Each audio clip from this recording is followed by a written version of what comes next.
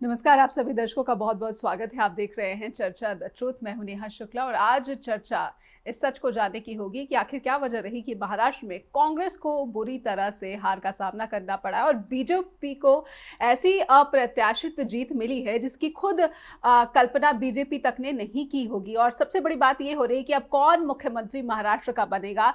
देवेंद्र फडणवीस को कमान दी जाएगी, एकनाथ शिंदे को कमान जो है बरकरार रखी जाएगी, या फिर अजीत पवार कौन बनेगा महाराष्ट्र का मुख्यमंत्री। और सबसे बड़ी बात कांग्रेस के लिए एक उम्मीद ये रही कि वायनाड के उपचुनाव में प्रियंका गांधी वाड्रा को जो है एक तरीके से बिल्कुल एक तरफा जो है चुनावी जीत हासिल हो गई है। झारखंड में इंडिया गठबंधन जीता है। तो क्या कहता है भारत के इन दो राज्यों के विधानसभा चुनाव के नतीजे और साथ ही साथ उपचुनाव के जो नतीजे आए हैं, इसको भी हम टटोलने की कोशिश करेंगे कि इन नतीजों के जरिए भारत की जनता ने किस गठबंधन पर अपना भरोसा जताया है। खास करके महाराष्ट्र में जिस गठबंधन को जीत दिलाई है जनता ने, इस जीत के जरिए जनता क्या संदेश दे रही है। आइए शुरू करते हैं चर्चा द ट्रूथ। हमारे साथ दो मेहमान जुड़ चुके हैं, आज दोनों का स्वागत कर लेते हैं। चर्चा द ट्रूथ के मंच पर हमारे साथ कांग्रेस की प्रवक्ता जुड़ चुकी है चयनिका उनियाल जी, और हमारे साथ महाराष्ट्र से वरिष्ठ पत्रकार जुड़े हैं अभय कुमार दांडगे जी।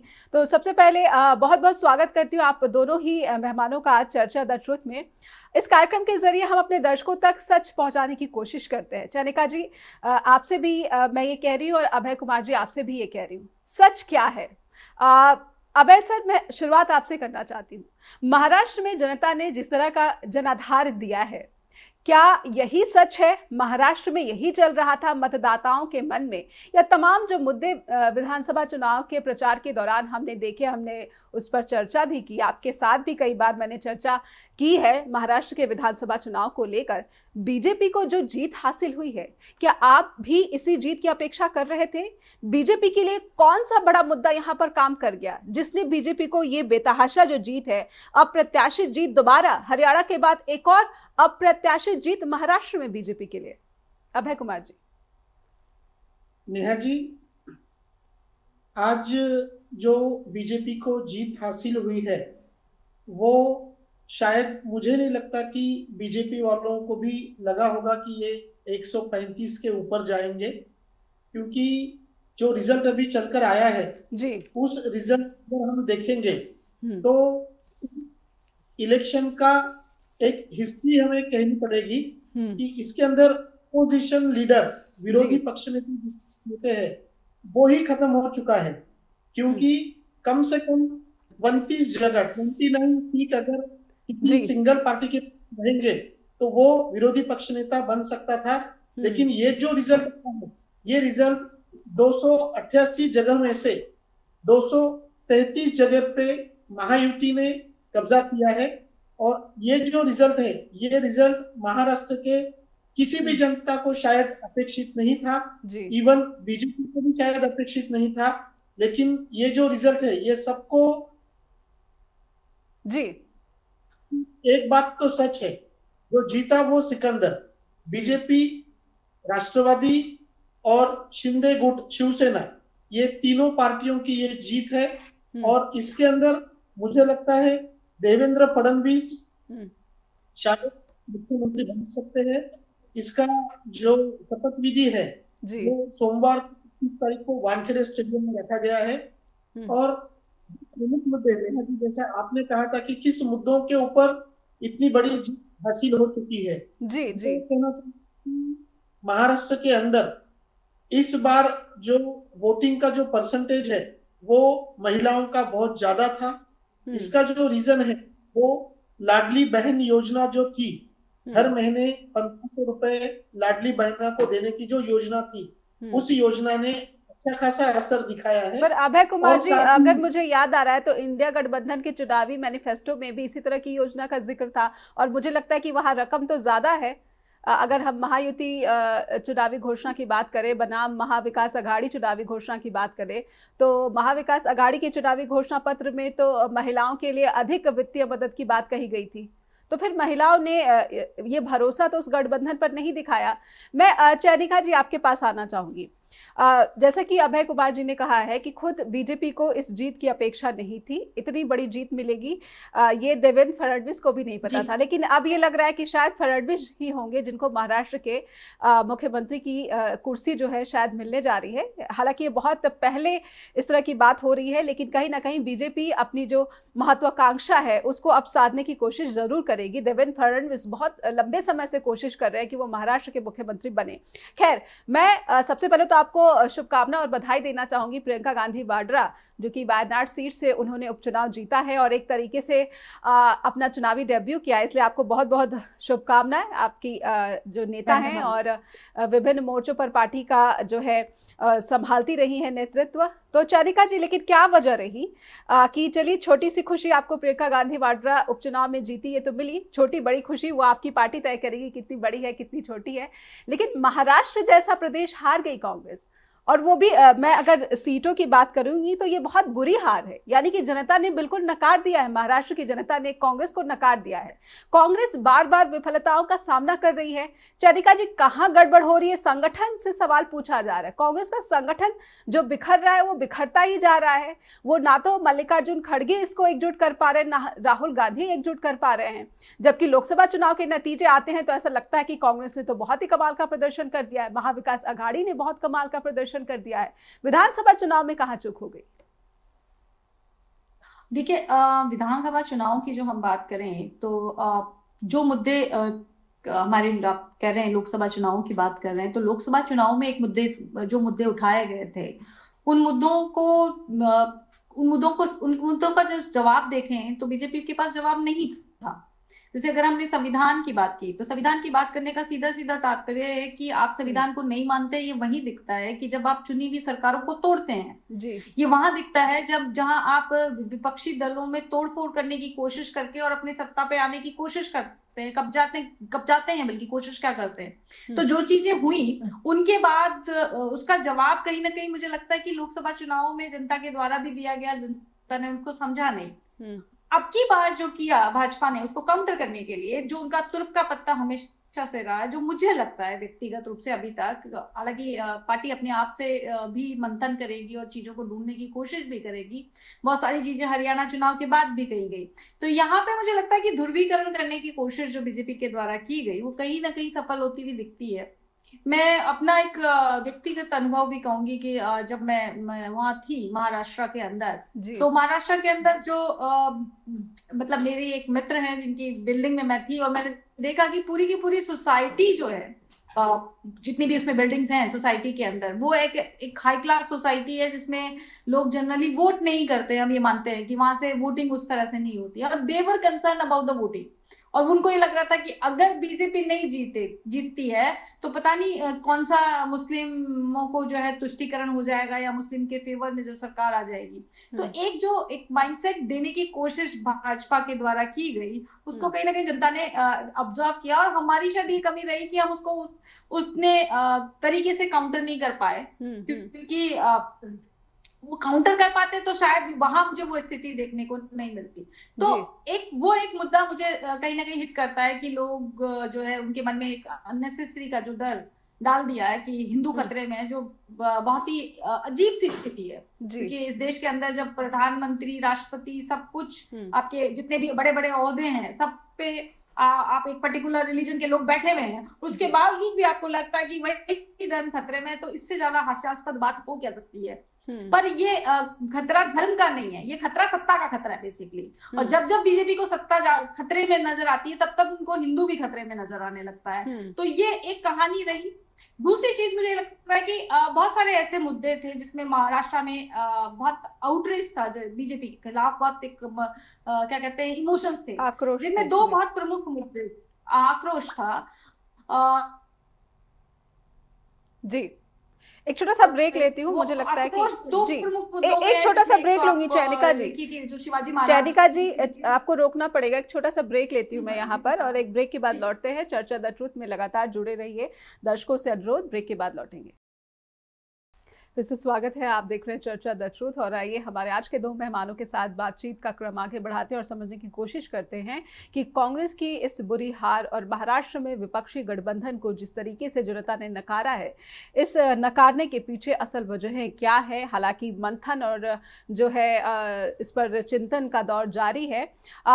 चरिका जी, आपकी बात अधूरी रह गई थी, तो उन मुद्दों पर मैं आपसे फिर से समझना चाहूंगी और अपने दर्शकों तक भी आपकी बात पहुंचाने।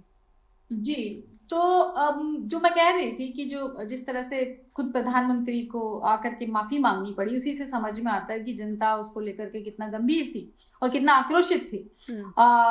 बदलापुर वाला इशू, बदलापुर में जिस तरह से जो बच्चियों के साथ एक आरएसएस के स्कूल के अंदर जो शोषण होता है, यौन शोषण होता है, और जो अपराधी है उसका जिन हालातों में एनकाउंटर होता है, वो भी अपने आप में संदेहास्पद लगता है कि भाई आप उससे और निकलवाने की बजाय उसको आपने खत्म ही कर दिया था, यानी मैटर वही क्लोज हो गया। आप हायर और आगे और कौन लोग इन्वॉल्व हो सकते थे वो जानने के लिए आपके पास कोई गवाह ही नहीं बचा। और उसके बाद गृह मंत्री खुद पिस्टल लेके जिस तरीके से पोस्टर निकालते हैं बदलापुर का बदला, तो ये सब कुछ एक फिल्मी माहौल सा बनाने की कोशिश हो रही थी जहाँ कहीं गंभीरता नहीं थी। तो मुझे लगता है कि इन मुद्दों को जिस शिद्दत के शायद हमें उठाना चाहिए था, शायद नहीं उठा पाए हो, क्योंकि जनता के बीच में हमने ले जाने की हमेशा कोशिश की। हमने ये भी बताने की कोशिश की किस तरह से महाराष्ट्र के अंदर जो है जितनी भी कंपनीज हैं वो एक एक करके आपके जितना भी इन्वेस्टमेंट है वो कैसे आपका भाजपा मतलब महाराष्ट्र से दूसरे प्रदेश में ट्रांसफर कर रही है। सब कुछ गुजरात लेके जा रहे हो आप, महाराष्ट्र की जनता का हिस्सा जो है आप दूसरे प्रदेश में लेकर के जा रहे हो, और यहाँ जो एम्प्लॉयमेंट आ सकता था उसको आपने ब्लॉक किया। तो बहुत सारी चीजें थी, लेकिन लॉ एंड ऑर्डर बहुत बड़ा इशू था कि एक एमएलए आपके सत्ता के साथ में जो एमएलए उसको सरेआम शूट कर दिया गया। आप कुछ नहीं, मतलब फिर भी आप जो है ये तमाम विपरीत परिस्थितियों के बावजूद विपक्ष जो है जनता के बीच प्रभाव नहीं छोड़ पा रही है। तो विपक्ष की जो कार्यशैली है, इस पर सवाल उठ रहा है। चरिका जी, विपक्ष की कार्यशैली पर सवाल उठ रहा है कि आपकी कार्यशैली जो है शायद प्रभावी नहीं रह पाई है। अगर हम समानांतर पर आप ये सोचो, मान लेते हैं हाइपोथेटिकली, मान लेते हैं कि हमारी कार्यशैली प्रभावित नहीं है, पर क्या जो बीजेपी कर रही है उससे अगर हमारी कार्यशैली को कंपेयर किया जाए तो आप क्या कहेंगे? मतलब ये सब करने के बाद अगर उनको इतना वोट मिल रहा है तो फिर ये कहना चाहिए कि ये सारी चीजें नॉर्मलाइज हो चुकी हैं अब हमारे समाज के अंदर। जी, मतलब जो चीजें हो रही हैं उनके कंपैरिजन में कहाँ कांग्रेस की कार्यशैली पे बात हो सकती है, आप मुझे बताइए। जी, मतलब ये एक हाइट है ना कि जो चीजें हो रही हैं उन पे बात नहीं कर रहे हैं हम। यानी विपक्ष को समझ नहीं आ रहा है कि जनता ने ये जो नतीजे दिए हैं समझ से परे है, क्योंकि हम मुद्दों को तो उठा रहे हैं लेकिन उस मुद्दों का प्रभाव जनता के ऊपर मुद्दे इतने गंभीर मुद्दे हैं। तो ये अबूझ पहेली क्या है? चरिका जी, ये एक ऐसी पहेली बनती जा रही है विपक्ष के लिए। अभय जी से मैं समझ लूंगी। अभय जी, एक ऐसी पहेली जनता जो है वो विपक्ष के सामने बार बार पेश कर दे रही है, विपक्ष समझ नहीं पा रहा है। वो जनता के मुद्दे भी उठा रहा है, लॉ एंड ऑर्डर की भी बात कर रहा है, वो बच्चियों की सुरक्षा की बात कर रहा है, महिलाओं की सुरक्षा की बात कर रहा है। और आपने खुद मेरे कई कार्यक्रम में ये बात कही है कि महाराष्ट्र का जो किसान है वो परेशान है और मौजूदा सरकार से नाराज है, गुस्से में है, क्योंकि उसकी फसल की खरीद तक नहीं शुरू हो पाई है। फिर भी बीजेपी को ग्रामीण महाराष्ट्र में भी अच्छी खासी जो है जीत मिली है, एक बड़ी जीत मिली है। क्या बात यहां पर आप देख रहे हैं कि बीजेपी ग्रामीण महाराष्ट्र को भी प्रभावित कर रही है, जहां पर जो विपक्ष महाविकास आघाड़ी है उसका प्रभाव लोकसभा चुनाव में देखने को मिला था। अभय कुमार जी। नेहा जी, देखिए, जैसा हमने पहले कहा था कि महाराष्ट्र का किसान नाराज है, और वो नाराजगी जो थी वो सच में नाराजगी है किसानों की। पर अभी इलेक्शन के अंदर जो नरेंद्र मोदी जी की जो सभा हुई महाराष्ट्र में, इसका भी अच्छा खासा असर इसे हम कहेंगे, क्योंकि आखिर में जनता ने ये सोचकर वोट किया है कि महाराष्ट्र में जो गवर्नमेंट बनेगी वो सेंट्रल से रिलेटेड अगर होगी तो डबल इंजन वाली बात प्रभावित कर गई लोगों को, किसानों को भी। अभी हम तो यही कहेंगे कि अभी नरेंद्र मोदी जी की जो सभा थी उनकी वजह से जो है महाराष्ट्र की जनता जो है फिर से एक बार मोदी जी का साथ, और उनकी जो घोषणा थी एक है तो सेफ है, बटेंगे कटेंगे, ये जो मुद्दे हैं ये मुद्दे मुझे लगता है कि बहुत अच्छे तरीके से काम में आ गए, जिसकी वजह से बीजेपी को जो जीत मिली है वो बीजेपी की जीत बहुत अलग दिखाती है। और जो किसान वर्ग जो है और महिला वर्ग जो है वो उन्होंने महिला वर्ग ने भी अच्छी खासी वोटिंग की है। लाडली बहना जो है वो ज्यादा इफेक्टिव रहा महाराष्ट्र में। और सबसे मेन अमित शाह, नरेंद्र मोदी, इनकी जो सभाएं थी उनकी सभाओं का असर अच्छा खासा देखने को मिला। और मेन बात जो है जिसे मराठवाड़ा और विदर्भ ये दोनों इलाके में लोकसभा चुनाव के अंदर बीजेपी को ऐसा हार माननी पड़ी थी जी। लेकिन अभी विधानसभा चुनाव के अंदर मराठवाड़ा और विदर्भ ये दोनों भी जगह पे महायुति को अच्छे खासे वोट मिले हैं। और यहाँ पर जो विदर्भ 48 जगह, विदर्भ में 48 जगह महायुति चुनकर आई है और मराठवाड़ा में वो 38 जगह पे महायुति चुनकर आई है।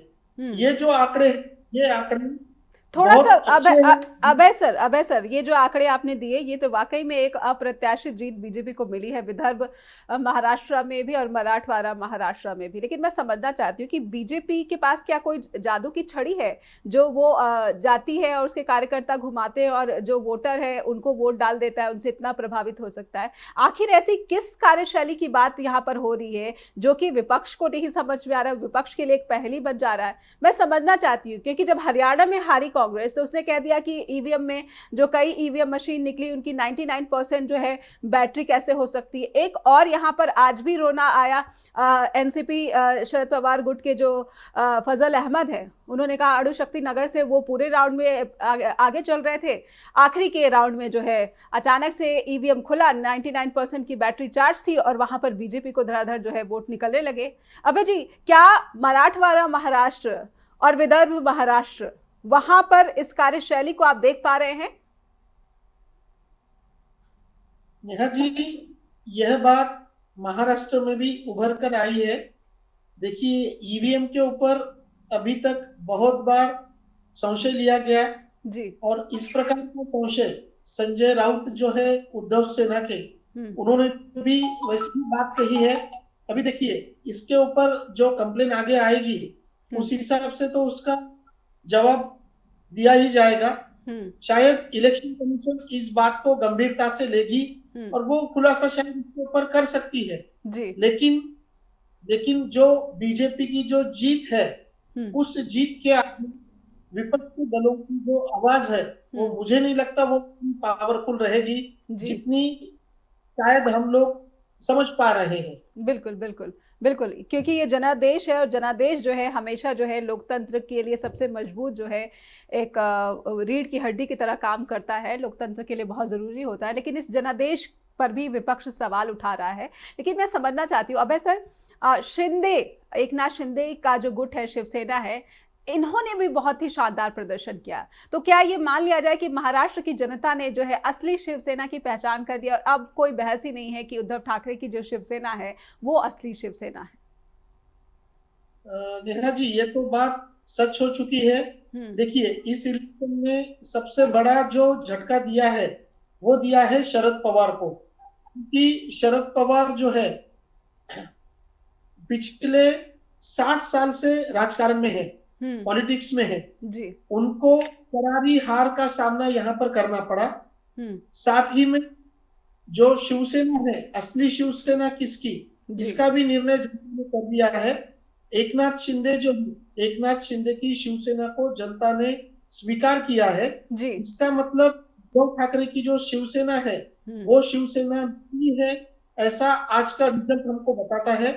साथ ही में कांग्रेस के लिए भी ये बहुत बड़ी शर्मनाक हार है, क्योंकि इसके अंदर दो माजी मुख्यमंत्री, 2 बार जो मुख्यमंत्री रह चुके हैं उनको भी इसके अंदर पराभव का सामना करना पड़ा जी। पृथ्वीराज और बाला साहेब थोरात तो पिछली 8 बार कंटिन्यू चुनकर आने वाले नेता है, उनको भी इस चुनाव के अंदर हार माननी पड़ी।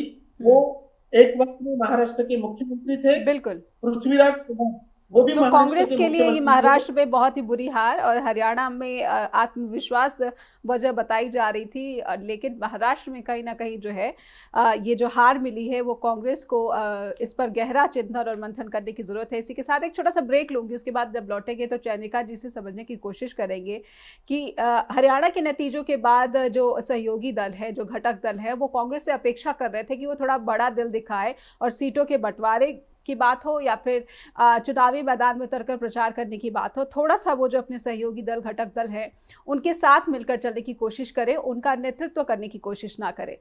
इस पर समझेंगे, लेकिन एक छोटे से ब्रेक के लिए रुकेंगे, ब्रेक के बाद लौटते हैं।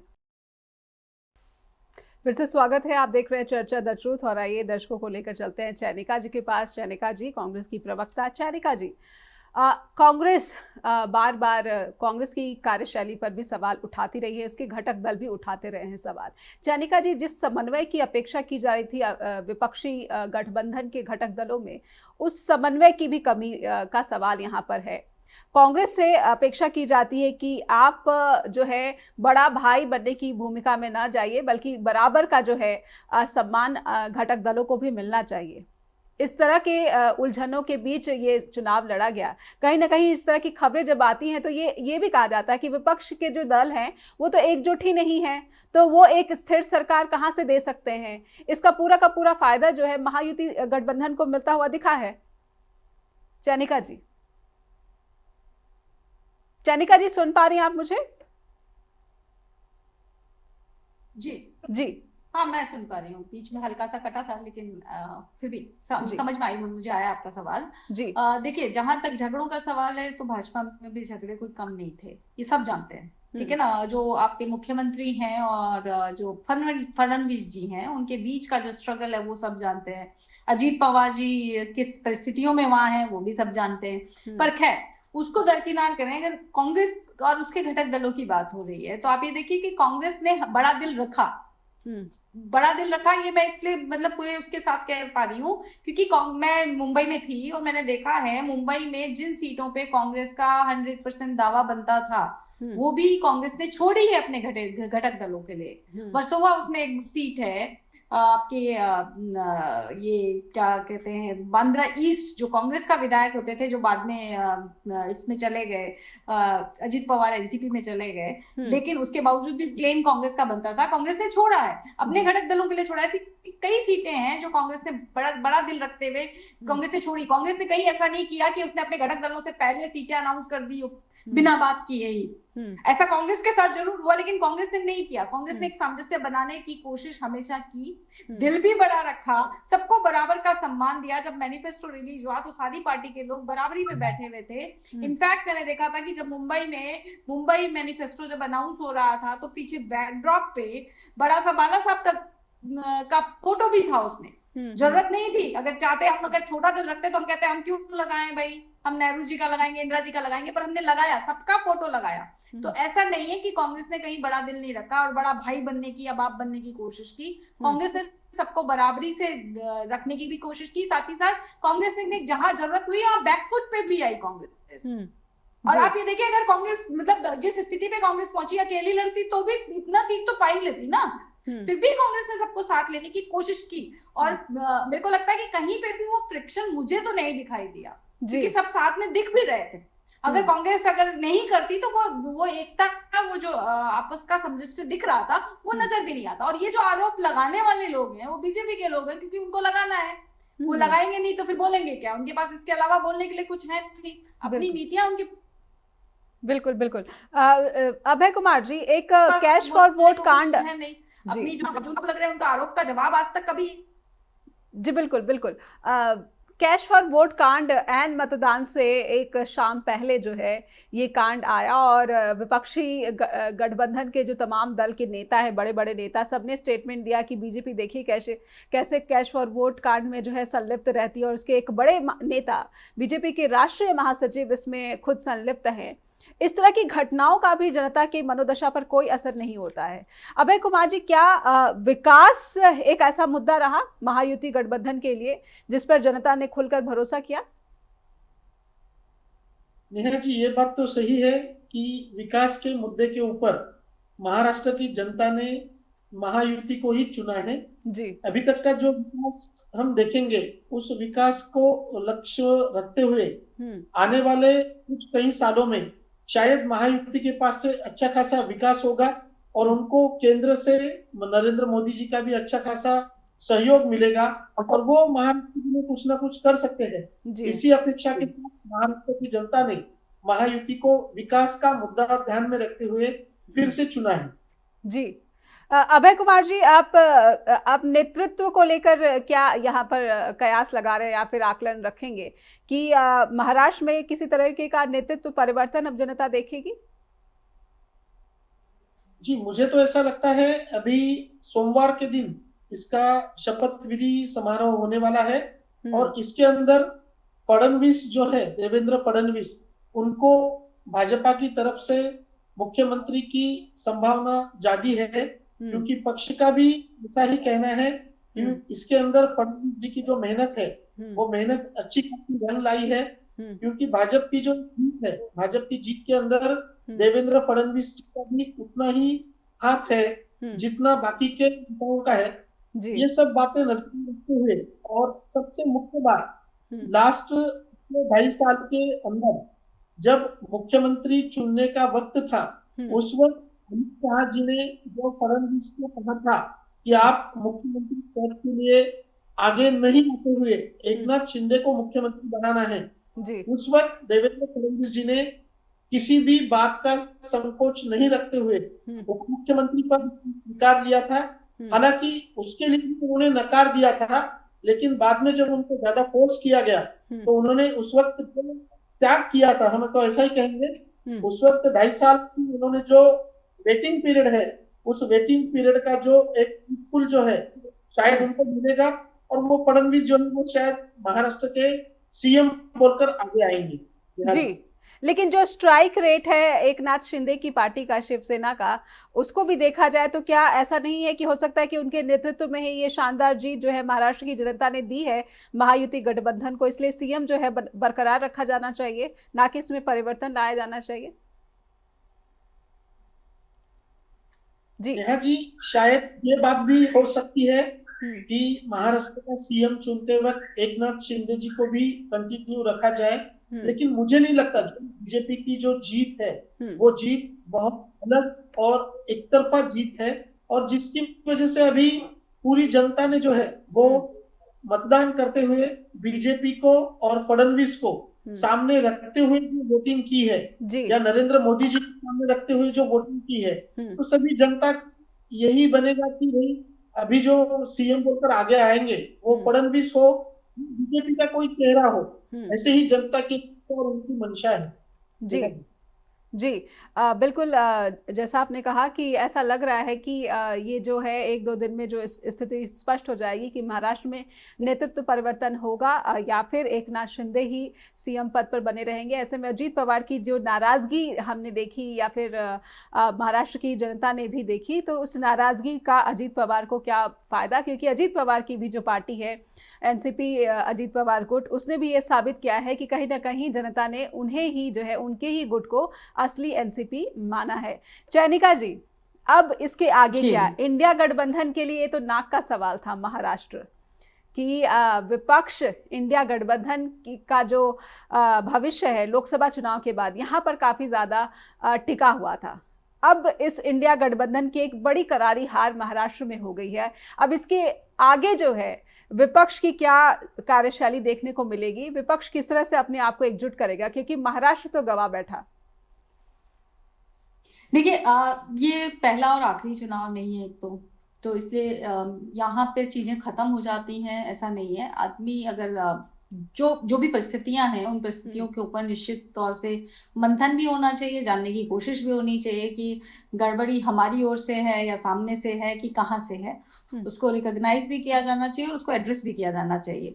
जहां तक भविष्य का सवाल है, मैं जानती हूँ कि 2014 में भी कांग्रेस ने हार देखी थी तो लोगों ने ये कहना शुरू कर दिया था अब तो कांग्रेस खत्म है, लेकिन उसके बाद कांग्रेस ने अपने आप को रिवाइव भी किया और लगातार उन मुद्दों को वो कांग्रेस के नेतृत्व ने उठाया जिन पे शुरू में भले ही लोगों ने उसको इग्नोर किया, कभी वो हंसे, लेकिन आखिरकार उनको मानना पड़ा इवन कोविड के टाइम में ऐसे बहुत सारी बार ऐसी चीजें हुई कि जब राहुल जी ने कुछ बोला तो शुरू में भले ही मजाक बना दिया, आपने इग्नोर कर दिया, लेकिन आखिरकार वही बात सही भी निकली। तो विपक्ष का दायित्व बनता है, किसी भी स्वस्थ लोकतंत्र में एक सशक्त विपक्ष का होना भी बहुत जरूरी है। क्योंकि जब भाजपा से मुझे इससे ज्यादा समस्या तब होती है जब वो कांग्रेस मुक्त भारत की जब बात करते हैं, तो मुझे वो कांग्रेस मुक्त भारत नहीं, विपक्ष मुक्त। जी बिल्कुल, एक छोटा सा ब्रेक लूंगी मैं। और विपक्ष मुक्त भारत नहीं है, बिल्कुल। तो बात यही है। बिल्कुल चैनिका जी, की बात है और नेटवर्क संबंधी समस्या आ रही है, इसलिए एक छोटा सा ब्रेक ले लेती हूँ मैं यहाँ पर। एक छोटा सा ब्रेक ले लेती हूँ, नेटवर्क संबंधी समस्या आ रही है बार बार, तो एक छोटा सा ब्रेक लेते हैं चर्चा द ट्रुथ में, और लौटेंगे और समझने की कोशिश करेंगे वरिष्ठ पत्रकार अभय कुमार दांडगे जी से कि क्या भारत में ये जो विधानसभा चुनाव के नतीजे आ रहे हैं, हरियाणा के बाद महाराष्ट्र और झारखंड का, क्या ये दर्शा रहे हैं कि भारत में लोकतंत्र मजबूत हो रहा है, और जनता जिस तरीके का जनादेश दे रही है, ये जनादेश क्या कह रहे हैं, खास करके महाराष्ट्र चुनाव में जहां पर दो पार्टियां दो फाड़ हुई थी और सिर्फ सत्ता में आने के लिए आखिर, और जो चुनाव के नतीजे थे वो असल में कुछ और थे। 2019 में जो चुनाव के नतीजे थे वो कुछ और थे। एक छोटा सा ब्रेक के बाद लौटते हैं।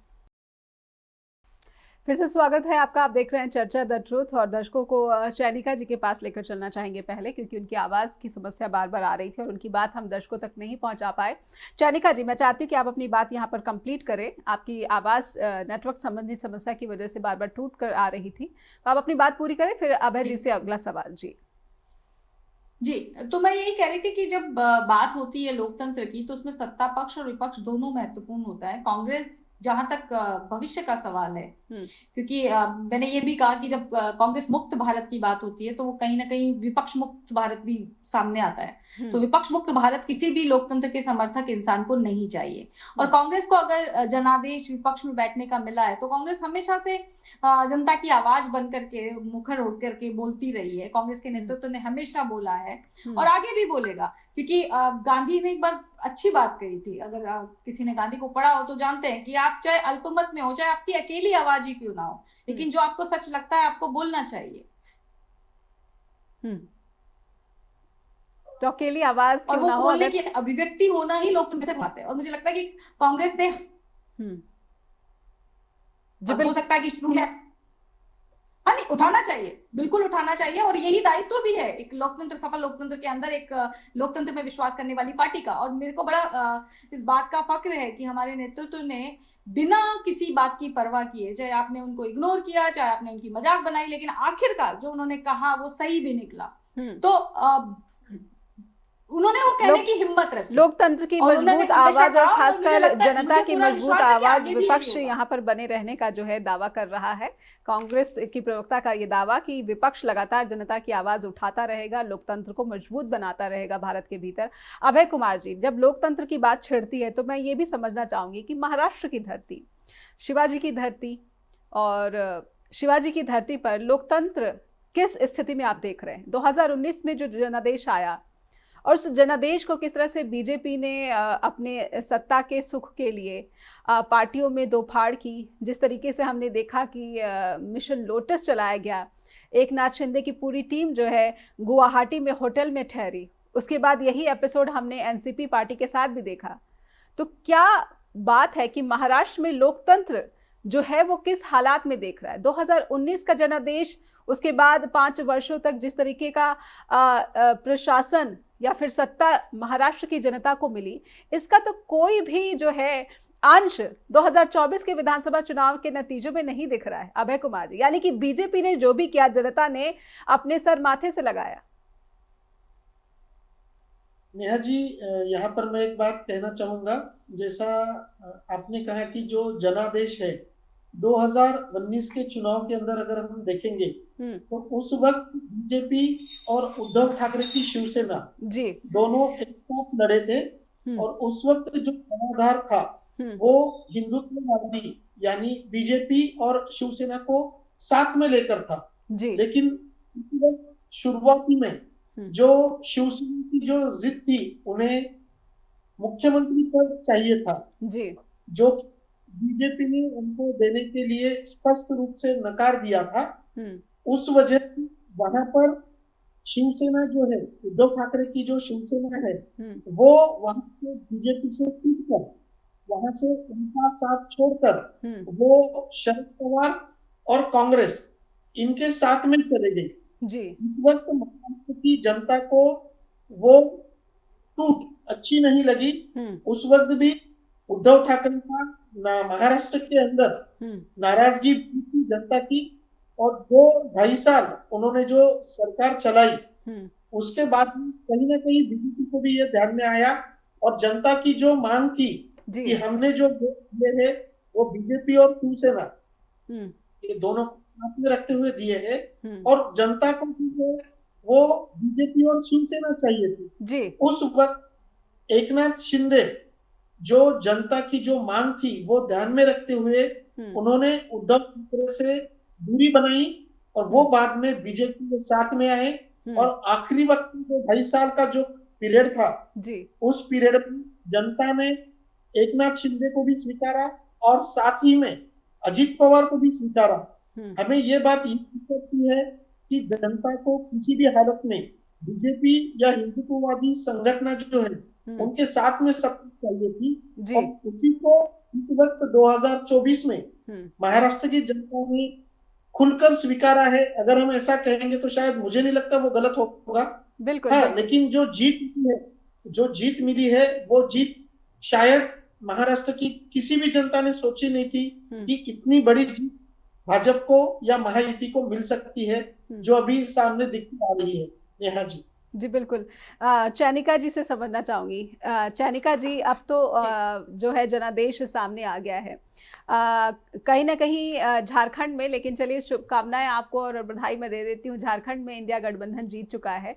इंडिया गठबंधन के लिए महाराष्ट्र के चुनाव वैसे ज़्यादा अहम थे, लेकिन झारखंड में भी जो जीत मिली है वो भी बहुत अहम जीत है, इसलिए आपको शुभकामना देना चाहूँगी। लेकिन झारखंड की जीत का भी जो ज़्यादातर श्रेय है वो हेमंत सोरेन को दिया जा रहा है, मुख्यमंत्री और झामुमो को दिया जा रहा है। चैरिका जी जी, आप ये देखिए कि वो सीएम थे, और जिस तरीके से एक सीएम को जेल में डाला गया, आरोपी तो लगे थे ना। अगर एक तरफ से अगर ये कोई कह रहा है कि अडानी जी पे सिर्फ आरोप लगे हैं और अभी तक साबित नहीं हुए हैं, तो हेमंत सोरेन पे भी सिर्फ आरोप ही लगे थे।